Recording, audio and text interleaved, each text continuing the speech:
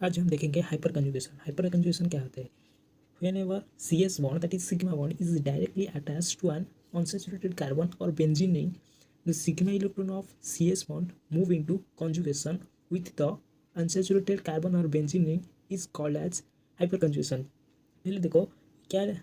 Whenever CS bond, that is sigma bond, is directly attached to an unsaturated carbon, unsaturated means that is double bond or triple bond, जो कि sigma bond double bond और triple bond के साथ attach होगा तो इससे hyper conjugation बनता है। The sigma electron of C S bond move into conjugation with the unsaturated carbon atom और बेंजीन रिंग।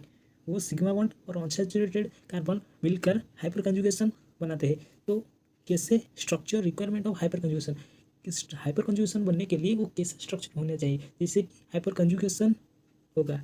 तो हम देखें any organic species can show hyper conjugation. कौन से भी organic species hyper conjugation show कर सकता है? It fulfil following condition. यदि यदि वो इस कंडीशन को फॉलो करता है तो वो हाइपर कंजुगेशन शो करेगा। तो हम देखेंगे क्या क्या कंडीशन है। तो फर्स्ट कंडीशन है compound should have a sp2 hybrid carbon of alkene, arene, carbocation and free radical. Alkene हो कि एरिन हो कि कार्बोकेटन हो कि फ्री रेडिकल हो, उनके पास एक sp2 कार्बन होनी चाहिए, तभी वो कर सकता है हाइपर कंजुगेशन। तो सेकंड क्या है? सेकंड में आप देखोगे कि alpha carbon with respect to sp2 hybrid carbon should have at least one hydrogen and hybridization of alpha carbon each sp3। यहाँ पे एक एग्जाम्पल दिए गए इससे हम समझते हैं कि अल्फा कार्बन क्या होता है। अल्फा कार्बन, ये जो फर्स्ट कार्बन है वो इसको अल्फा कार्बन बोलते हैं। तो ये अल्फा कार्बन जो कि sp3 हाइब्रिडेशन होने चाहिए। यहाँ पे लिखा है कि alpha carbon with respect to sp2 hybrid.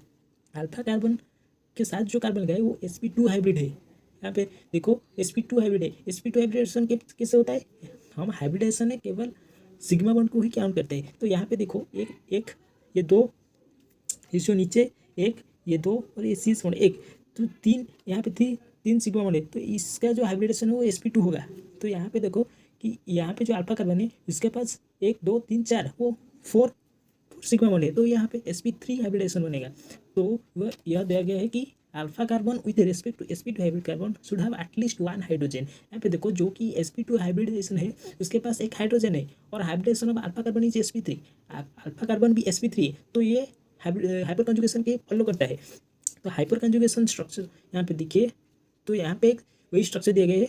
तो इसके बाद ये जो, यदि हम इस वाले हाइड्रोजन को निकाल देंगे तो इस वाले जो बॉन्ड है वो यहाँ शिफ्ट हो जाएगा और इस वाले बॉन्ड वो यहाँ चले जाएगा। तो ये देखो यहाँ पे बॉन्ड आ गया तो यहाँ पे नेगेटिव चार्ज आ गया। तो इसी बात यदि हम इस वाले हाइड्रोजन को निकालेंगे तो यहाँ ये इसको देख लो, ऐसे फॉर्म बनेगा। तो यदि हम इस वाले हाइड्रोजन को हटा देंगे तो यह बनेगा। तो हम क्या नोट देखेंगे कि the number of hyper conjugated structure is equal to number of alpha hydrogen present in the compound. हम हाइपर कंजुगेटेड स्ट्रक्चर कैसे निकालेंगे? हाइपर कंजुगेटेड स्ट्रक्चर जानने के लिए हमको दिखना पड़ेगा कि अल्फा कार्बन में कितने हाइड्रोजन लगा हुआ है। यदि अल्फा हाइड्रोजन में एक हाइड्रोजन लगा होगा तो वो हाइपर कंजुगेटेड एक ही हाइपर कंजुगेटेड स्ट्रक्चर दिखाएगा। बट यहाँ पे देखो तीन हाइड्रोजन लगा हुआ है अल्फा कार्बन से, तो इसीलिए हाइपर कंजुगेटेड स्ट्रक्चर तीन बनेगा। समझ गए? तो इसके बाद देखिए greater the number of hyper conjugated structure will be the stability of the compound. जिसके पास ज़्यादा हाइपर कंजुगेशन स्ट्रक्चर होगा तो वो ज़्यादा स्टेबल होगा। ये यहाँ पे देखो ये तीन हाइपर कंजुगेशन स्ट्रक्चर दिख रहा है क्योंकि यहाँ के इस कार्बन के पास 3 हाइड्रोजन है, तो यहाँ पे 3 हाइपर कंजुगेशन बनेगा क्योंकि ये अल्फा कार्बन है। तो हाइपर कंजुगेशन कितने होते हैं? Types of hyper conjugation, that is sigma pi conjugation. This type of conjugation occur in alkene alkyl substituted aromatic compound. जो कि alkene alkyl substituted aromatic compound है उसके पास ही क्या दिखाई देता है। तो हम इसके बाद दिखेंगे एग्जाम्पल्स। यहाँ पे देखो, यहाँ पे एक स्ट्रक्चर दिए गए। यहाँ पे देखो अल्फा हाइड्रोजन है क्योंकि यहाँ पे 3 1 4, ये 4, तो sp3 हाइब्रिडेशन है, यहाँ पे sp2 हाइब्रिडेशन है। तो इसके जो अल्फा कार्बन है वो 3 हाइड्रोजन कैरी किया है, तो हाइपर कंजुगेशन कितना होगा? 3 ही होगा।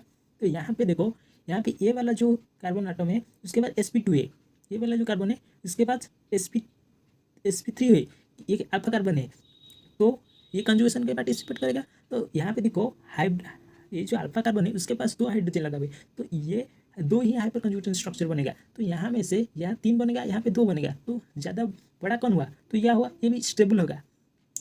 यदि ये अधिक है तो ये स्टेबल बनेगा और लेस रिएक्टिव बनेगा। यहाँ पे लिखा है मोर स्टेबल और लेस रिएक्टिव, क्योंकि यहाँ ज़्यादा हाइपर कंजुगेटेड स्ट्रक्चर बन रहा है तो यह मोर स्टेबल और लेस रिएक्टिव बनेगा। तो उसके बाद हम देखेंगे according to MOT molecular orbital theory delocalisation occurs between molecular orbit of CC double bond and molecular orbit of a CS bond of the alpha carbon. Next, here the extended orbitals does not encompass two pi bonded carbon atom, two sigma bonded carbon, or 5 bonded carbon and hydrogen atom only, but it hold all 4 atom together. इसका पढ़ लेंगे. तो दूसरी है sigma और positive charge, that is vacant p orbital. This type of conjugation occur in alkyl carbocation. तो इन देखो यहाँ पे एक पॉजिटिव चार्ज है, मतलब ये कार्बोकैटायन है. देखो यहाँ पे ये है sp3 हाइब्रिडाइजेशन. तो ये अल्फा कार्बन, ये यहाँ पे sp2 हो रहा है. तो यहाँ पे हाइपर कॉन्जुगेशन हो रहा है. तो हाइपर कॉन्जुगेशन हो रहा है तो कितना हाइपर कॉन्जुगेशन स्ट्रक्चर बनेगा. तो यहाँ पे देखो अल्फा कार्बन को 3 हाइड्रोजन लगा हुआ है. तो यहाँ पे 3 हाइपर कॉन्जुगेशन स्ट्रक्चर बनेगा. तो यहाँ पे देखो, यहाँ पे ये अल्फा कार्बन है. यहाँ पे देखो जो कार्बन लगा हुआ है वो sp2 का है. तो यहाँ पे जो sp3 है, sp3 हाइब्रिडाइजेशन एक अल्फा कार्बन है. अल्फा कार्बन को 3 हाइड्रोजन लगा हुआ है. तो यहाँ पे 3 हाइड्रोजन लगा है. यहाँ पे भी अल्फा कार्बन है. तो यहाँ पे भी 3 हाइड्रोजन है. यहाँ पे भी अल्फा कार्बन है. यहाँ पे भी 3 हाइड्रोजन है. तो कुल मिलाकर 9 अल्फा हाइड्रोजन है. तो यहाँ पे ज़्यादा हाइपर कंजुगेशन बनना है. तो ये ज़्यादा स्टेबल होगा और लेस रिएक्टिव होगा. उसके बाद इन alkali carbocation hyper conjugation is regarded and overlap of the CH sigma molecular orbit and vacant p orbital the positive charge carbon atom. Here the extended orbital formed holds the 2 carbon atom and a hydrogen atom together. Next, उसके बाद 3 sigma odd electron incomplete p orbital conjugation. In alkyl free radical overlap take place between MO of CS bond. MO stands for molecular orbit and incomplete orbitals of the adjacent carbon. Here the extended orbital enclose the 2 carbon and 1 hydrogen. यहाँ पे देखो ये sp2 hybridisation है, यहाँ पे sp3 है. तो ये अल्फा कार्बन है. अल्फा कार्बन को 3 हाइड्रोजन लगा हुआ है. तो 3 हाइड्रोजन लगा हुआ है, इसका मतलब है कि यहाँ पे 3 हाइपर कंजुगेशन स्ट्रक्चर बनेगा. तो यहाँ पे देखो ये sp2 कार्बन है, इसको लगा हुआ है 2 अल्फा कार्बन है. तो इसके पास 3, इसके पास 3, तो 3 3 6 कुल 6 हाइपर कंजुगेशन स्ट्रक्चर बनेगा. तो उसके बाद ये स्टेबल होगा और लेस रिएक्टिव होगा बी वाला. तो उसके बाद resulting the structure of given free radical possesses the same number of covalent bonds. Similarly, resonating structure of given carbocation also possesses the same number of covalent bond. Hyperconjugation of stability. Total number of hyperconjugation structure equal to number of alpha hydrogen plus 1. इससे हम stability निकाल सकते हैं. Stability of a carbocation. यहाँ पे देखो एक carbocation दिया गया है, ये sp2 कार्बन है, sp2 हाइब्रिडाइजेशन है. तो अल्फा हाइड्रोजन यहाँ कितना है, 0 है, क्योंकि यहाँ पे अल्फा कार्बन नहीं है. तो इसीलिए अल्फा हाइड्रोजन भी 0 है.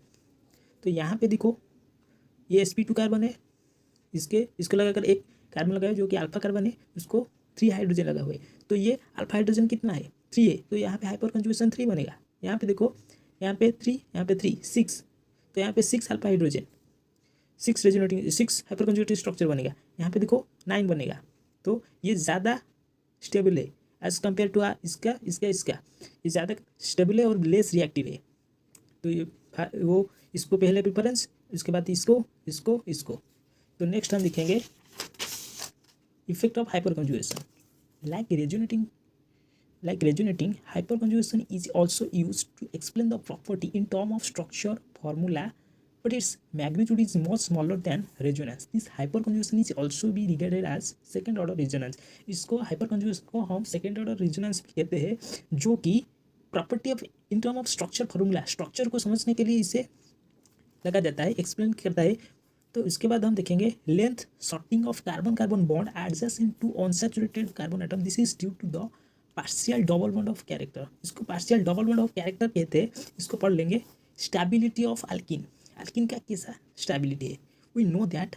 हम क्या जानते हैं, more the alpha hydrogen more will be the hyper conjugation structure and so will be stability. हम जानते हैं कि जिसके पास ज़्यादा अल्फा हाइड्रोजन होगा वो ज़्यादा हाइपर कंजुगेशन स्ट्रक्चर दिखाएगा, तो ये ज़्यादा स्टेबल होगा. तो उसके बाद हम देखेंगे that is why tetra substituted alkene is more stable and ethylene is less stable. यहाँ पे देखो ये एथिलीन का स्ट्रक्चर है. यहाँ पे देखो अल्फा हाइड्रोजन अल्फा हाइड्रोजन नहीं है तो ये 0। तो यहाँ पे देखो अल्फा हाइड्रोजन एक है, अल्फा कार्बन है, तो यहाँ पे 3 हाइड्रोजन लगा हुआ है, तो अल्फा हाइड्रोजन 3 है। यहाँ पे देखो अल्फा कार्बन एक है, 2 है, तो यहाँ पे 6 और 6 अल्फा हाइड्रोजन है, तो यहाँ पे 3 6 9 अल्फा हाइड्रोजन 9 है। उसके बाद देखो यहाँ पे 3 3 3 3 12 अल्फा हाइड्रोजन है, तो ये ज़्यादा स्टेबल होगा और लेस रिएक्टिव होगा। तो उसके बाद हम देखेंगे directive nature of alkyl group. The directive nature of alkyl group can be explained with the help of hyper conjugation. Hyper conjugation की सहायता से हम इसको समझेंगे। तो due to hyper conjugation electron density increase है। हाइपर कंजुगेशन से electron density increase होता है at ortho and para position. Ortho और पैरा पोजिशन में यदि CH3 ग्रुप लगा हुआ है वो ज़्यादा इंक्रीज करेगा, hence it is stable for electrophonic substitution at ortho and para. यहाँ पे देखो बेंजीन में एक CH3 लगा है, यहाँ पे देखो, यहाँ पे यदि इस वाले एच को हम निकाल देंगे तो इस वाले बॉन्ड यहाँ पे आ जाएगा, तो इससे हम क्या एक रेजोनेटिंग स्ट्रक्चर और हाइपर कंजुगेटेड स्ट्रक्चर बनता है। अब देख लोगे ये ऑर्थो पोजीशन, ये मेटा पोजीशन है और ये पैरा पोजीशन है। यहाँ पे through out the ring revolve करता है, इससे ही स्ट्रक्चर बनता है।